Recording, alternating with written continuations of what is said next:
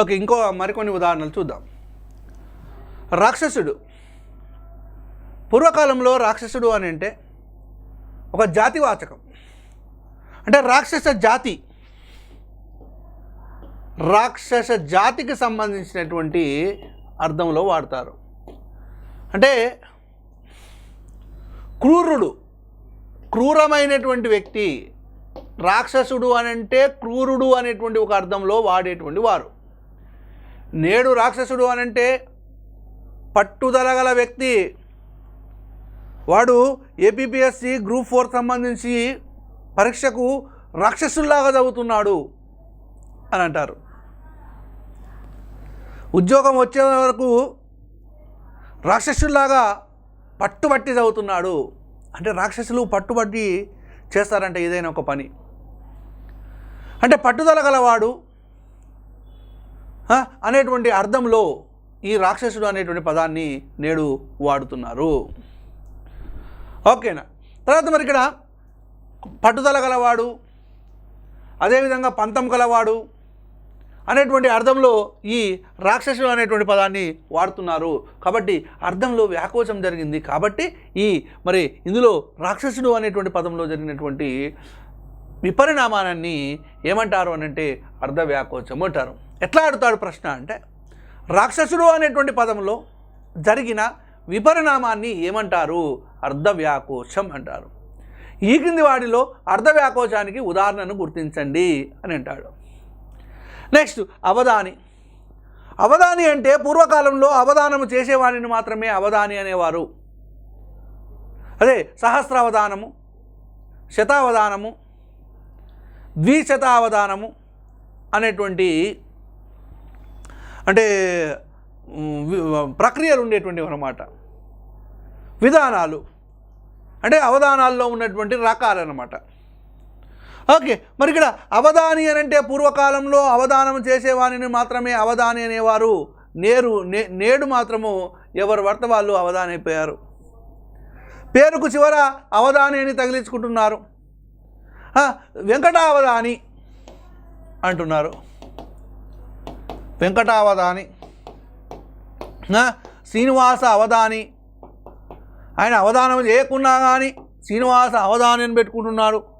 నరసింహ అవధాని, నరసింహ అవధాని. ఎవరి భర్త వాళ్ళు అవధాని అనేటువంటిది పేరుకు చివరలా తగిలించుకుంటున్నారు.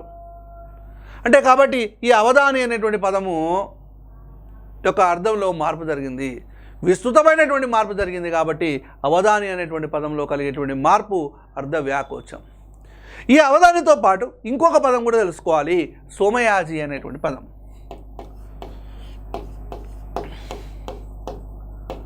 సోమయాజి. సోమయాజి అని అంటే పూర్వకాలంలో యజ్ఞం చేసిన వారిని మాత్రమే సోమయాజి అనేవాళ్ళు. యజ్ఞం చేసిన వాళ్ళని మాత్రమే సోమయాజి అనేటువంటి వాళ్ళు. అందుకే తిక్కన యజ్ఞం చేశాడు కాబట్టి తిక్కన సోమయాజి అని అంటున్నారు. తిక్కన యజ్ఞం చేశాడు కాబట్టి తిక్కన సోమయాజి అని అంటారు. ఓకే, మరి ఇప్పుడు సోమయాజులు అనేటువంటివి ప్రతి ఒక్క పేరు యొక్క చివరలా కొంతమంది వాడుతున్నారు. పండితులు వావిలాల సోమయాజులు, వావిలాల సోమయాజులు,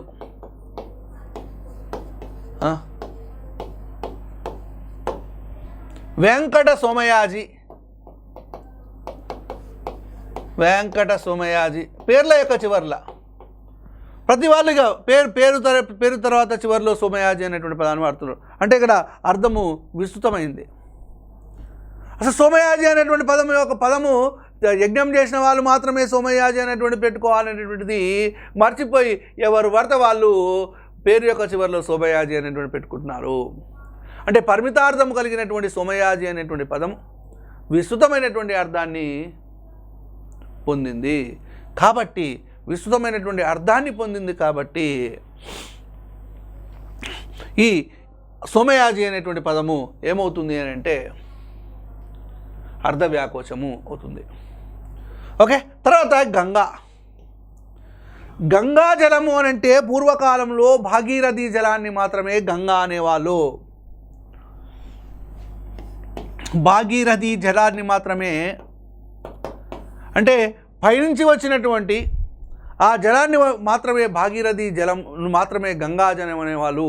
ఇప్పుడు ఏ జలాన్నైనా కానీ, మన ఇంటి దగ్గర ఉన్నటువంటి జలాన్నైనా కానీ, నీరునైనా కానీ గంగా జలం అంటున్నారు. మరి పురోహితులు మంత్రాలు చదివేటువంటి క్రమంలో గంగేచ యమునేచ అని చదువుతూ ఉంటారు. గంగేచ యమునేచ, గంగాజలము అని ఇట్లా, యమునా జలం ఇట్లా పదాలు వాడుతూ ఉంటారు. అంటే ఏ జలాన్ని, మన కాలువలో లభించేటువంటి జలాన్ని కూడా గంగాజలం అని అంటున్నారు. గంగకు పోయొచ్చావా స్వామి, గంగకు వెళ్ళారా అంటే, గంగకు వెళ్ళారా అని అంటే నదికి వెళ్ళారా, గంగా స్నానం చేసి వచ్చారని అంటారు. అంటే నదికి వెళ్ళి స్నానం చేసినా కానీ గంగా స్నానం చేసినట్టుగానే మనం అనుకుంటున్నారు. అంటే ఈ విధంగా మరి ఈ గంగా అనేటువంటి పదం యొక్క అర్థము విస్తృతమైంది. కాబట్టి ఇందులో మరి జరిగినటువంటి విపరిణామం ఏంటంటే అర్ధ వ్యాకోచం. ఓకే, తర్వాత అష్టకష్టాలు. ఏంది అష్టకష్టాలు అని అంటే ఏంటి? అష్టకష్టాలు పూర్వకాలంలో 8 రకాల కష్టాలను మాత్రమే అష్టకష్టాలు అనేవాళ్ళు. 8 రకాల కష్టాలు. అష్ట అంటే 8 రకాల కష్టాలను మాత్రమే అష్టకష్టాలు అనేవారు. ఏంటివా 8 రకాల కష్టాలు అని అంటే, దేశాంతర గమనము,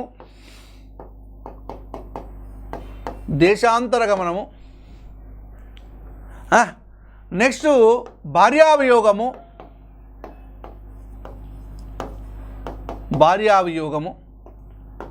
ఆపత్కాల బంధు దర్శనము,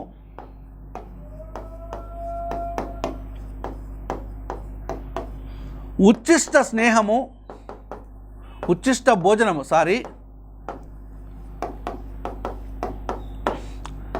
శత్రు స్నేహము,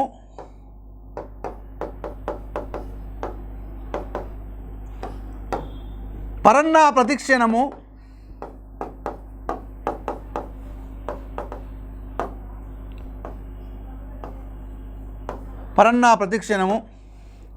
అప్రతిష్ట, దారిద్ర్యం.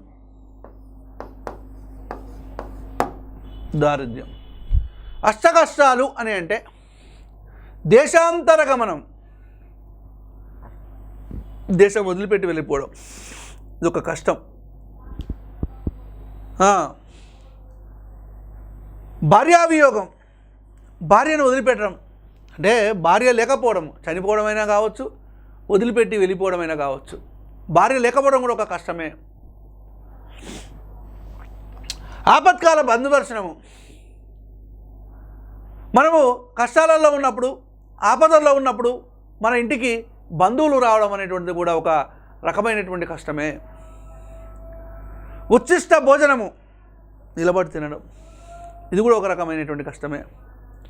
శత్రు స్నేహము, శత్రువులతో స్నేహం చేయడం అని కూడా ఒక రకమైనటువంటి కష్టమే. పరన్నా ప్రతిక్షణము, ప్రతి క్షణము పరుల మీద ఆధారపడి బతకడం కూడా ఒక కష్టమే. నెక్స్ట్ అప్రతిష్ట పాలు కావడం కూడా ఒక కష్టమే.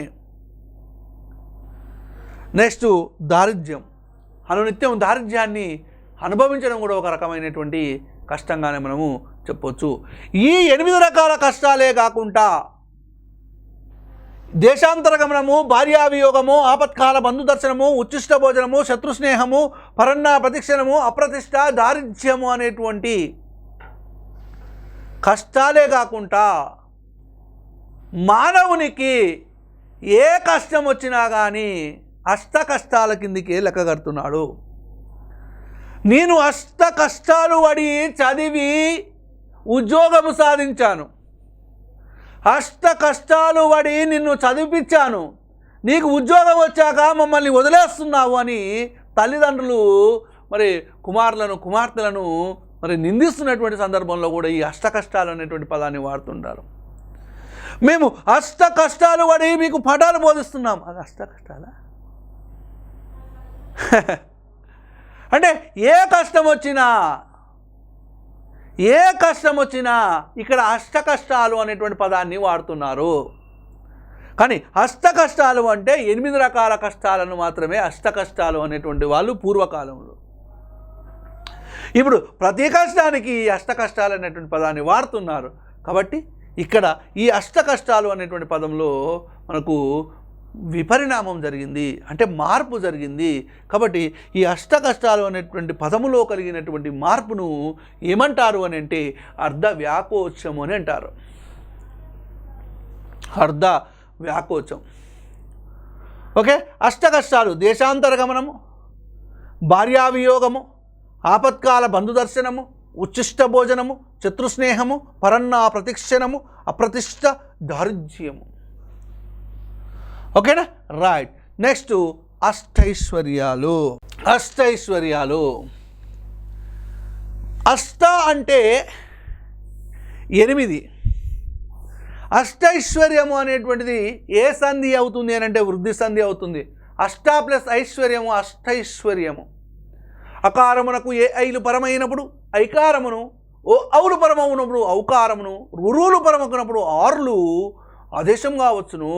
మరి ఈ విధంగా ఆదేశంగా వచ్చేటువంటి సంధికి ఏమని పేరు అని అంటే వృద్ధి సంధి అని పేరు. ఒక సందర్భం వచ్చింది కాబట్టి అక్కడ సంధులను డిస్కషన్ చేయడం జరిగింది. అష్టైశ్వర్యాలు.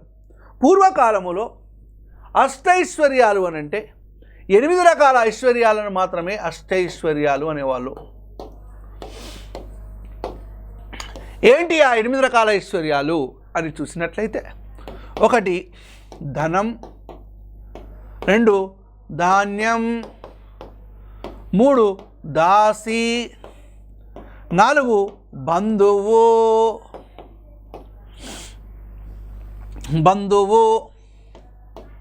5 మృత్యువు, 6 వస్త్రం, 7 వాహనం, 8 సుతోడు అంటాడు. మన పురోహితుని దగ్గరికి వెళ్ళి నమస్కారం చేసినప్పుడు ధనం ధాన్యం బహుపుత్ర లాభం అని అంటాడు. ధనం ధాన్యం బహుపుత్ర లాభం అని మనకు ఆశీర్వదించడము జరుగుతుంది. ఇవి అష్టైశ్వర్యాలు. ఈ 8 రకాల ఐశ్వర్యాలు ఉన్నటువంటి వ్యక్తి అంటే అష్టైశ్వర్యాలను కలిగి ఉన్నట్టు అని పూర్వకాలంలో చెప్పేటువంటి వాడు. ధనం ఉండాలి తప్పనిసరిగా ఒక మనిషి దగ్గర. ధనం కలిగి ఉండడం ఒక ఐశ్వర్యము. అదేవిధంగా ధాన్యం కూడా తినడానికి సరైనటువంటి ధాన్యం ఉండాలి, కలిగి ఉండాలి. అది కూడా ఒక రకమైనటువంటి ఐశ్వర్యము. దాసి అంటే ఇంట్లో పని మనిషి, దాసి జనం ఉండాలి. ఇది కూడా ఒక ఐశ్వర్యమే. దాసి కలిగి ఉండడం కూడా ఒక ఐశ్వర్యమే అంట.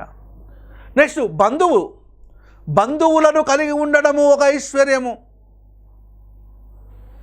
బంధువులు తప్పనిసరిగా ఉండాలి. ఎప్పుడు ఒకరే ఉండాలి, మీ ఒకరే ఉండాలి, నాకు బంధువులు ఎవరు వద్దు అని ఎప్పటికీ అనుకోవద్దండి. బంధువులు తప్పనిసరిగా ఉండాలి. ఓకే. ఈ బంధువులను కలిగి ఉండడం కూడా ఒక రకమైనటువంటి ఐశ్వర్యమే, గుర్తుపెట్టుకోండి. మృత్యువు ఏదో ఒక సంపాదించుకోవడానికి, నెలకు ఒక ఉద్యోగంలాగా, ఏదో ఒక బిజినెస్ కానీ ఏదో ఒకటి మృత్యు. నెక్స్ట్ వస్త్రం, వస్త్రాలను కలిగి ఉండాలి. వాహనం, వాహనాన్ని కలిగి ఉండాలి, ఏదో వాహనం. సుతుడు, సుతుడు అంటే కొడుకు, కొడుకును కలిగి ఉండడము కూడా, కొడుకును కలిగి ఉండడము కూడా ఒక ఐశ్వర్యమే. అందుకనే పున్నామ నరకమును జయించినవాడు, పున్నామ నరకము నుండి కాపాడినవాడు అంటే పుత్రుడు అని అంటాము. పున్నామ నరకము నుండి కాపాడినవాడు. పుత్రుడు ఉన్నవాళ్ళు మాత్రమే స్వర్గానికి వెళ్తారంట. అంటే నరకము నుండి కాపాడినటువంటి వాడే పుత్రుడు. కాబట్టి సుతుడు కలిగి ఉండడం కూడా ఐశ్వర్యమే. ఈ 8 రకాల ఐశ్వర్యాలే కాకుండా ఏ ఐశ్వర్యానైనా ఏదైనా కానీ అష్టైశ్వర్యాలు, పదవీ వివరణకు సంబంధించినటువంటి సభకి వెళ్ళినట్లయితే శేష జీవితం అష్టైశ్వర్యాలతోటి ఆయురారోగ్యాలతోటి తలతూగాలని భావిస్తున్నాను అని స్పీచ్ ఇస్తుంటారు. ఏదైనా మన పురోహితుని దగ్గరికి వెళ్ళి ఆశీర్వదించమని కోరినప్పుడు అష్టైశ్వర్యాలు సిద్ధించాలని ఆయన అంటుంటాడు. అంటే ఏ రకమైనటువంటి ఐశ్వర్యమైన అష్టైశ్వర్యాల కిందకి జమ కట్టి పలుకుతున్నారు అంటే ఈ 8 రకాల ఐశ్వర్యాలు కాకుండా వేరే ఏ ఐశ్వర్యాన్నైనా కానీ అష్టైశ్వర్యాల కిందకే జమ కడుతున్నారు. కాబట్టి ఈ అష్టైశ్వర్యాలు అనేటువంటి పదంలో మార్పును ఏమంటారు అని అంటే అర్ధవ్యాకోచం అని అంటారు.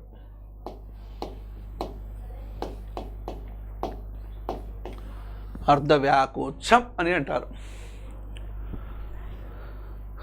ఓకే, ఇది అష్టైశ్వర్యాలు. తర్వాత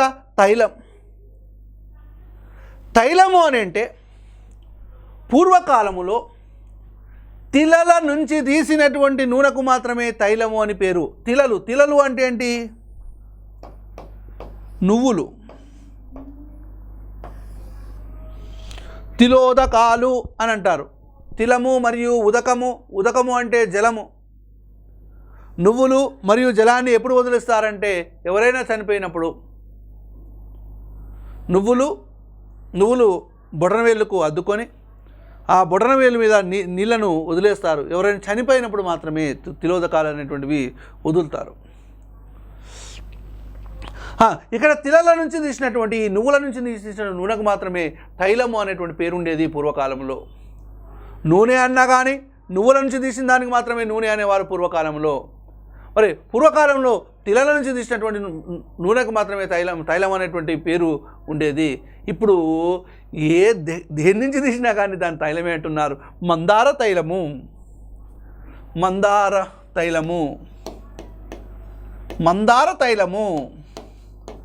నవరత్న తైలము.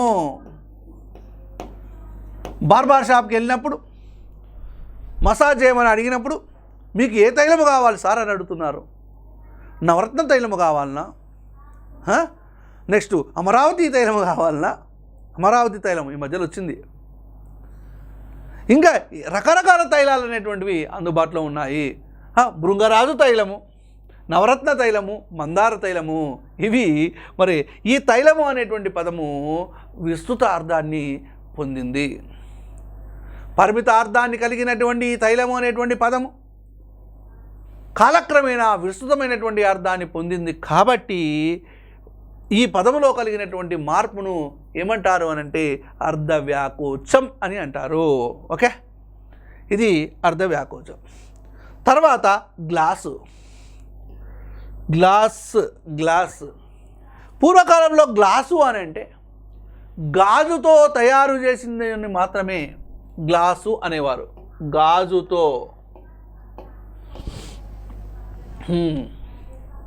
గాజుతో తయారు చేసినటువంటి దానికి మాత్రమే గ్లాసు అంటే అద్దం ఉంటుంది కదా, దాని గ్లాస్ అనేటువంటి వాళ్ళు. ఏది గాజుతో తయారు చేసినా దానికి గ్లాస్ అనేవారు. కానీ ఇప్పుడు ఏ లోహంతో తయారు చేసినా కానీ, ఏ లోహంతో తయారు చేసినటువంటి పాత్రలకైనా గ్లాస్ అని అంటున్నారు.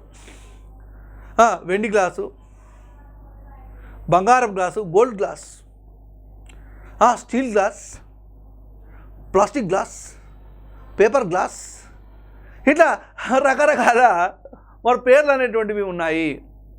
అంటే గ్లాస్ అనేటువంటి పదం యొక్క అర్థము పూర్వకాలంలో పరిమితంగా ఉండేది. నేడు ఈ గ్లాస్ అనేటువంటి పదం యొక్క అర్థము విస్తృత అర్థాన్ని పొందింది. మరి విస్తృతమైనటువంటి అర్థాన్ని పొందింది కాబట్టి ఈ పదం యొక్క అర్థంలో కలిగేటువంటి మార్పుకు ఏమని పేరు అని అంటే అర్ధవ్యాకోచం అని పేరు. ఓకేనా, ఇది అర్ధవ్యాకోచానికి సంబంధించినటువంటి ఎగ్జాంపుల్స్. ఏమేమి ఉన్నాయి ఎగ్జాంపుల్స్, ఏమేమి చెప్పుకున్నాము? చెంబు, నూనె, కమ్మ, ధర్మరాజు, భీముడు, నారదుడు, మహారాజు. ఓకేనా, రైట్. నెక్స్ట్ అర్ధ సంకోచం. అర్ధ సంకోచము అని అంటే ఎప్పుడైనా కానీ పూర్వకాలము నేడు అదే చూసుకోవాలండి. ఈ అర్ధ విపరిణామం మొత్తం తెలుసుకోవాలి. పూర్వకాలము, నేడు. పూర్వకాలంలో ఒక పదము విస్తృతమైనటువంటి అర్థాన్ని కలిగి ఉండి, విస్తృతమైన ఆర్ విశాలమైన అర్థాన్ని, విశాలమైన అర్థం, విస్తృతమైన ఆర్ విశాలమైనటువంటి అర్థాన్ని కలిగి ఉన్నటువంటి ఒక పదం తర్వాత క్రమంలో పరిమితమైన అర్థముగా ఆర్ సంకుచితమైనటువంటి అర్థం. చెప్తాను, ఈ రెండింటి మంచి క్లియర్గా ఎక్స్ప్లెనేషన్ ఇస్తాను, జాగ్రత్తగా వినండి. అర్థమవుతుందా?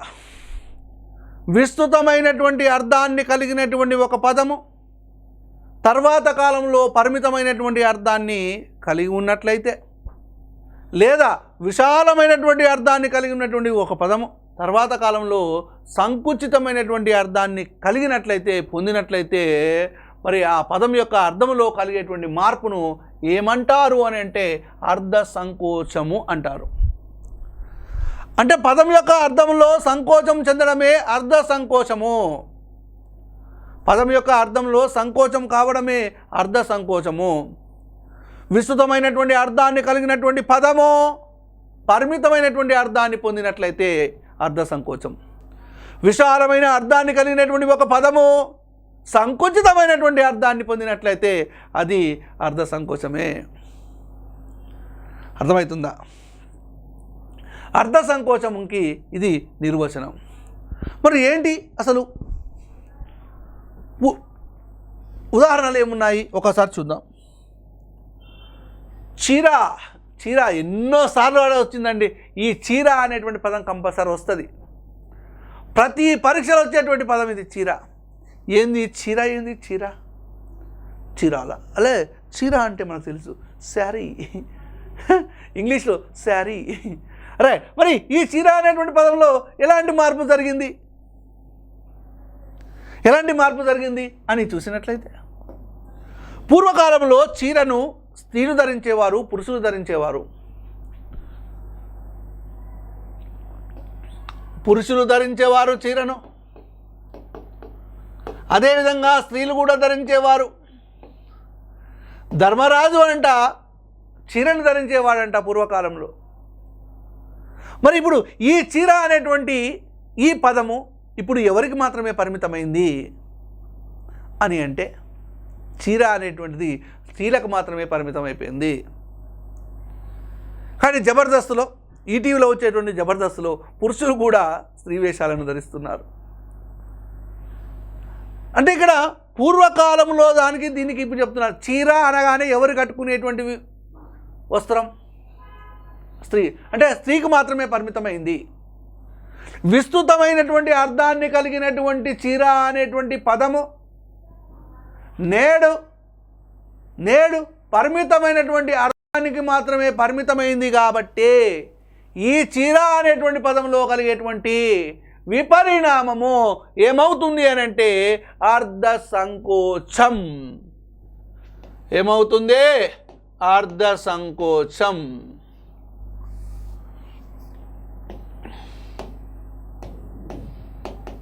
అర్ధ సంకోచం. ఓకేనా?